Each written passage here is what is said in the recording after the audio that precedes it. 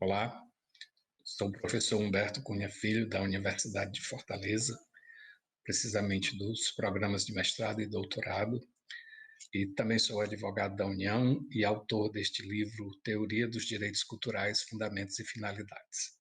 Agradeço à Escola da Magistratura do Tribunal Regional Federal da Terceira Região para falar sobre o tema Direitos Culturais e Pandemia. A minha proposta não é de analisar um acórdão ou uma sentença, mas de falar algo a respeito do texto, do contexto e do subtexto do artigo 215 da Constituição Federal Brasileira, que é o artigo inaugural da seção sobre a cultura na nossa Constituição, como todos nós sabemos. E inauguro dizendo algo que imagino que ainda pode ser provocativo, que é no sentido de dizer que no Brasil não existe um direito à cultura. Guardem aí que vou desenvolver meu raciocínio na sequência. Esse artigo 215, como todos nós sabemos, ele diz que o Estado garantirá a todos o pleno exercício dos direitos culturais e o acesso às fontes da cultura nacional e apoiará e incentivará a valorização e a difusão das manifestações culturais. Veja que ele não fala em momento algum sobre um direito à cultura. E se a gente percorrer a Constituição em toda a sua extensão, em toda a sua grande extensão, como nós sabemos, não encontraremos um direito à cultura. Se, por exemplo, percorrermos o artigo 6º da nossa Constituição, veremos que nele está dito que são direitos sociais a educação, a saúde, a alimentação, o trabalho, a moradia, o transporte, o lazer, a segurança, a previdência social, a proteção à maternidade, à infância, a assistência aos desamparados, na forma dela da Constituição. Veja que no artigo 6º nós temos alguns direitos culturais. E por que a Constituição não assegura um direito à cultura? Porque ela, tendo sido feita nessa parte cultural a partir de uma premissa antropológica, de uma premissa sociológica, entende que a cultura é infraestrutural, que ela é inexorável ao ser humano, é um órgão que existe independentemente da criação humana, é até por assim dizer, natural à existência humana em termos de convivência social, ou seja, o elemento de bilateralidade é sempre presente, mas a cultura ela é existente no momento em que duas pessoas se relacionam. Portanto, um preceito jurídico básico é aquele de que uma norma, para ser jurídica, ela deve ter a possibilidade de ser descumprida, e não existe essa possibilidade do homem com relação à cultura. Portanto, o que é que a Constituição fez? Entendeu esse gigantismo da cultura e disse que, a rigor, o que se protege não é a cultura como um todo, mas alguns direitos culturais. É por isso que a Constituição diz que o Estado garantirá a todos o pleno exercício dos direitos culturais.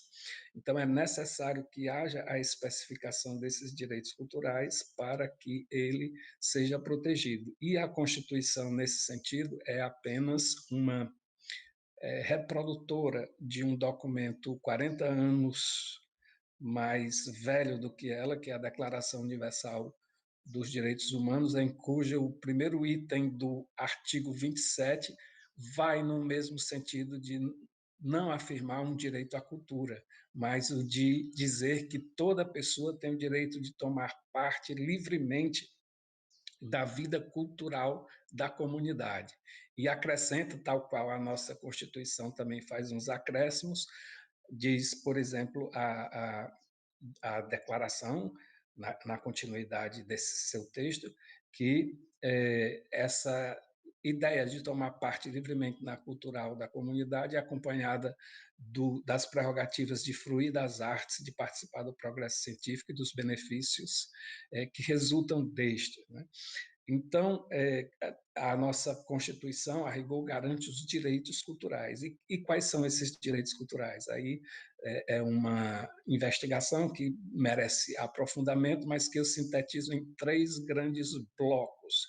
Os direitos culturais são aqueles concernentes às artes, às memórias coletivas e aos fluxos de saberes. E, nesse sentido, de perceber esses grandes núcleos dos direitos culturais e de fixar que não temos um direito à cultura, mas direitos culturais propriamente dito, eu devo falar agora um pouco para cumprir o objetivo da gravação desses vídeos de situar esses direitos culturais no ambiente dessa pandemia que nós vivenciamos atualmente.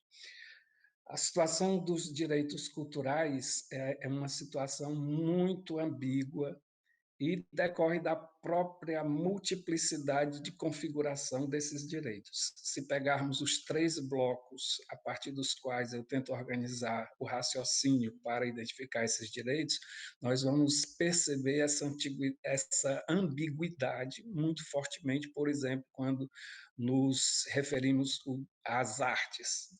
Então, todos agora comungam que esses confinamentos aos quais ficamos submetidos, eles seriam terrivelmente insuportáveis se não tivéssemos a possibilidade de acessar a elementos artísticos, segundo o nosso gosto, segundo aquilo que nos preparamos. E por isso houve uma grande demanda por consumo cultural, mas aí é onde vem a ambiguidade, né? Essa demanda, ela ela é suprida pela indústria cultural.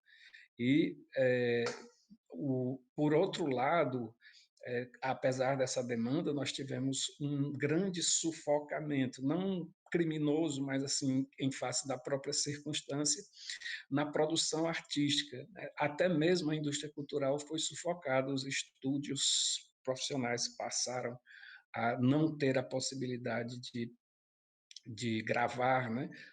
Os shows ficaram proibidos e aqueles artistas que são da cultura popular, do dia a dia, que estão nas praças, que estão ofertando os seus conteúdos nos circos, etc., nos teatros, não puderam atuar, e por isso se diz que o campo das artes foi um dos primeiros a ser afetados e será um dos últimos a se restabelecerem em termos de normalidade.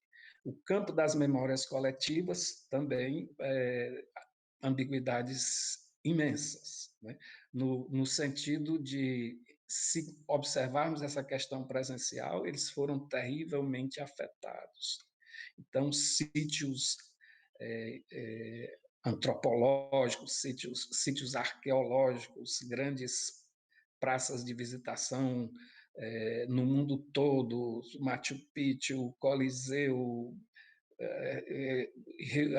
Cristo Redentor, todos esses elementos da memória coletiva em espaço público e até mesmo nos museus ficaram fechados, com uma terrível situação que já se agravando, uma terrível situação que já era vivenciada a partir da terrível simbologia do incêndio no Museu Nacional do Brasil. Por outro lado, o que é que nós temos? A construção de um novo tipo de memória coletiva compatível com os nossos tempos, como é o caso daquilo que poderíamos chamar da memória virtual, que já inclusive gera problemas como o problema do espólio virtual. E no que concerne ao fluxo de saberes, a ida e vinda de saberes, segundo as regras constitucionais, não estamos falando aqui de todo o fluxo de saber, porque há fluxos de saberes que não correspondem a um direito cultural, como, por exemplo, as notícias falsas ou fake news, né? Então, esses fluxos de saberes, nós tivemos um incremento que eu acho que nunca vivenciamos, que acho não, com certeza nunca vivenciamos em um momento algum na nossa história. As aulas pela internet, as conferências, os tribunais, os parlamentos, tudo funcionando nessa troca de saberes a partir da internet. Mas, por outro lado, uma perda terrível do contato presencial, da presença humana, o que, por um lado, não muito bom, até nos robotiza, nos tira a dimensão de perceber a realidade a partir dos nossos sentidos reais e não intermediados por uma tela. Então, essa é mais ou menos a situação dos direitos culturais no ambiente da pandemia, a partir da premissa da Declaração Universal dos Direitos Humanos e da nossa Constituição. Muito obrigado. Grande abraço.